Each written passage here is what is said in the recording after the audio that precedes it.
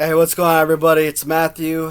Today is Thursday, October the 20th, and this is going to be the third of three videos that I make tonight. All of them comparable LJN videos. Today, or this video, we are going to be discussing a few of the figures that I have for the Hart Foundation, along with manager Jimmy Hart. So there was a period, I would say earlier this year, where I was just going online, going on eBay, and just buying up the Hart Foundation like crazy. And I seriously thought I was building a monopoly of the figures.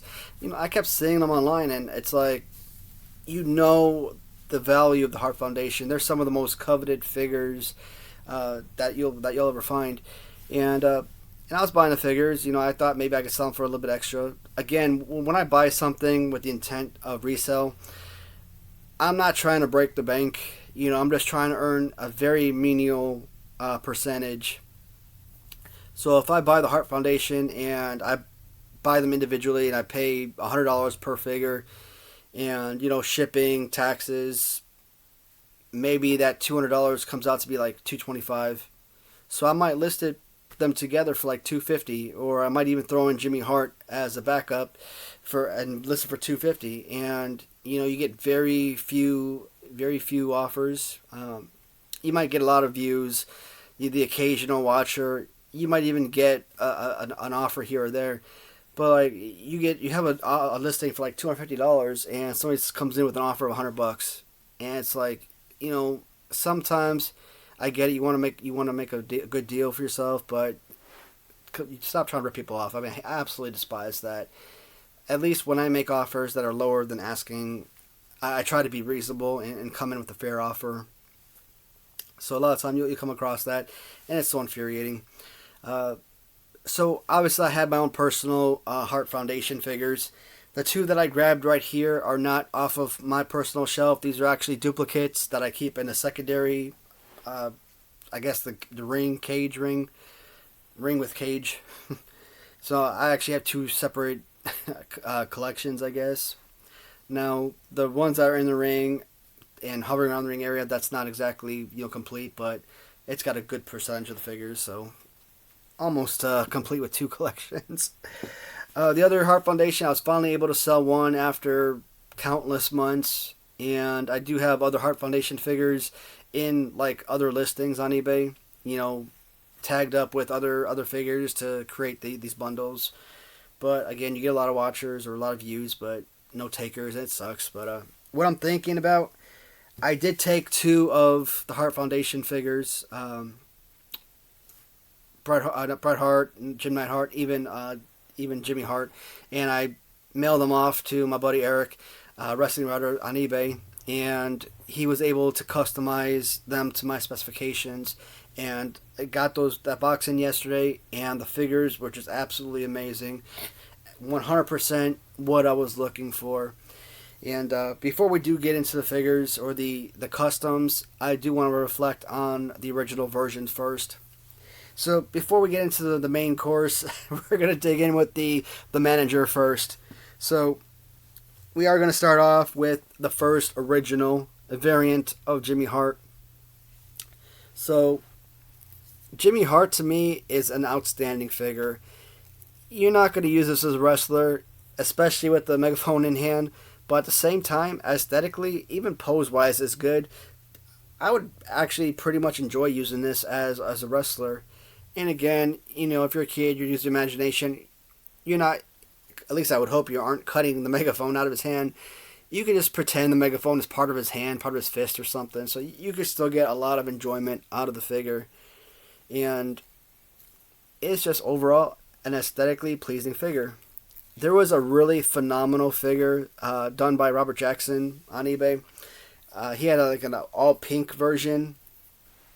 That figure was so phenomenal. I mean, I absolutely loved it, and I was bidding on it, but things happen, and you're focusing on something else, and you completely forget to check on your bid. So I don't know how much I would have offered for it. $30, 40, 50. It really depends on what the selling price was at the time.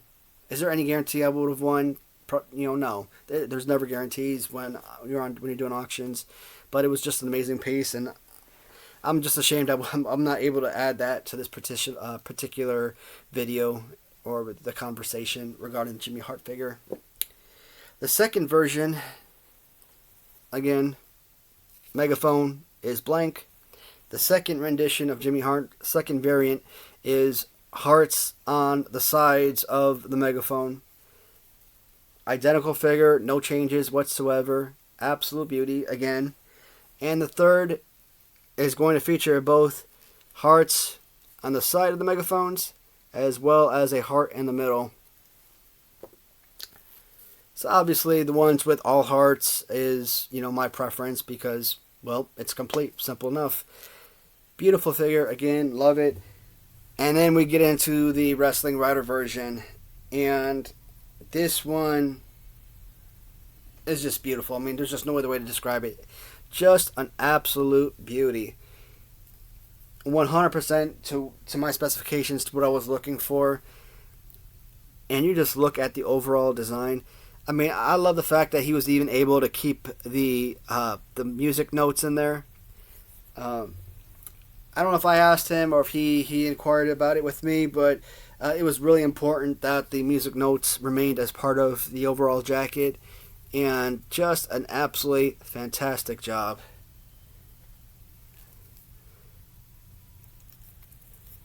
So overall, and with this suit, it blends in beautifully with the Hart Foundation that I wanted him to make for me.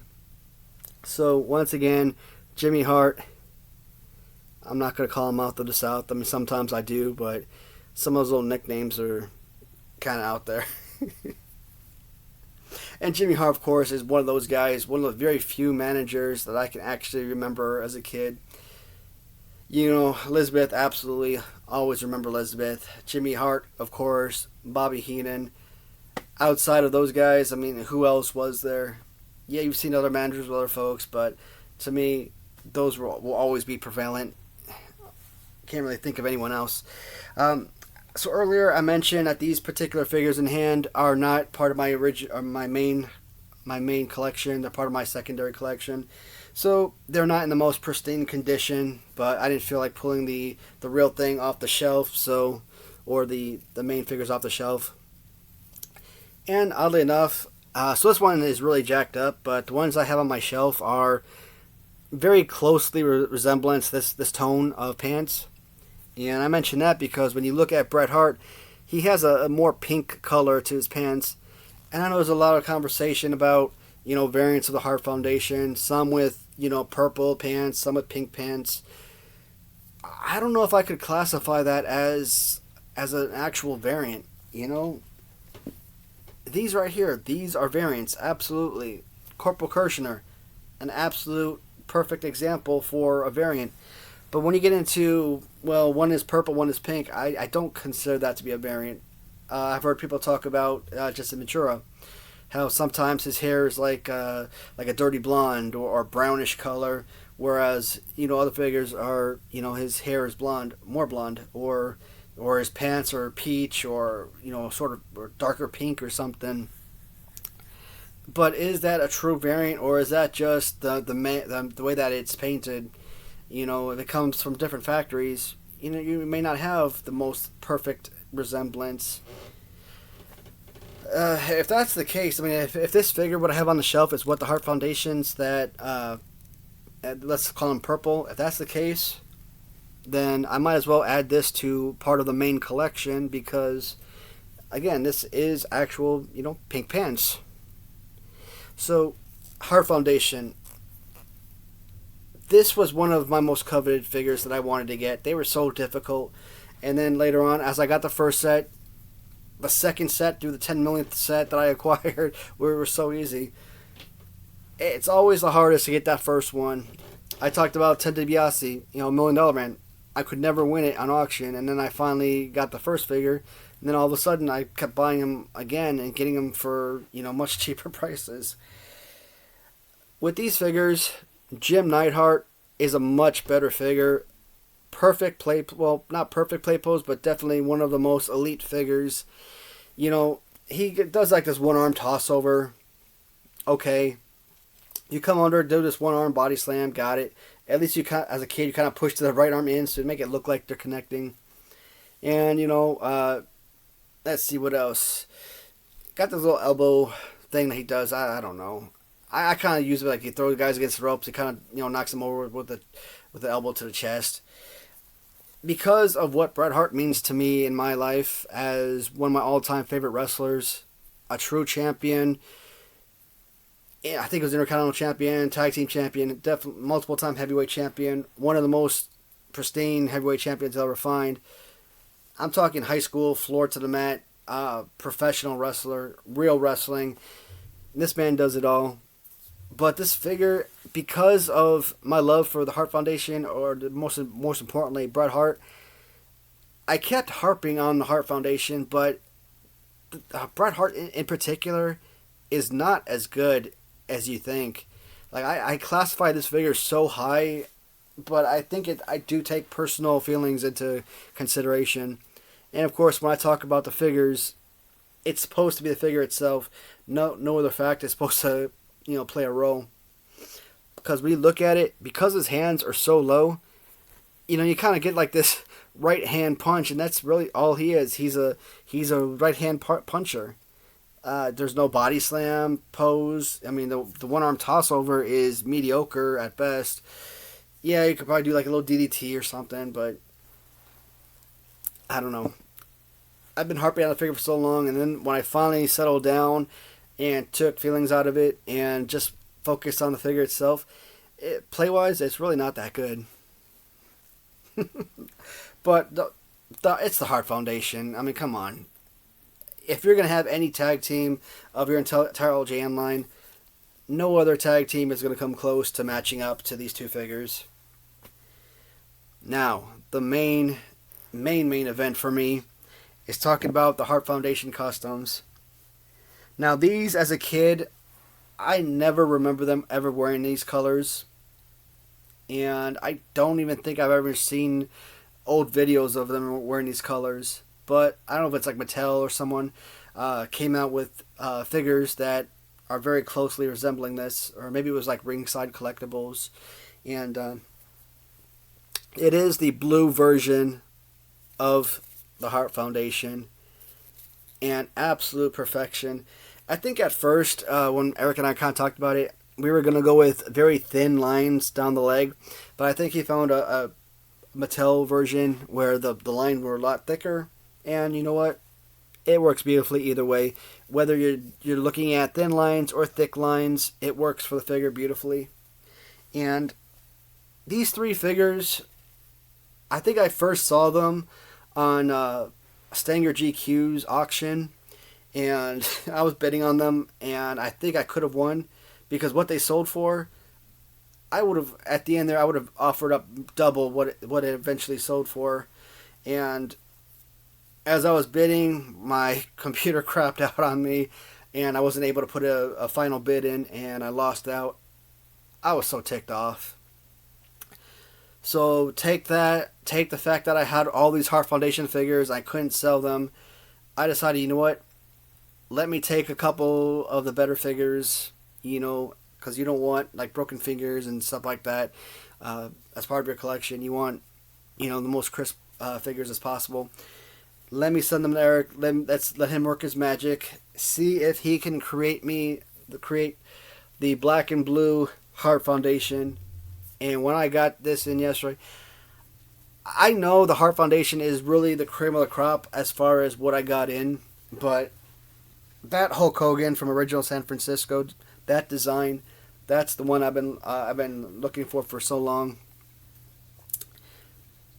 I only have obviously one set of customs right now because I have so many duplicates of the Hart Foundation. I might either go through either Wrestling Writer or Robert Jackson or both. Why not?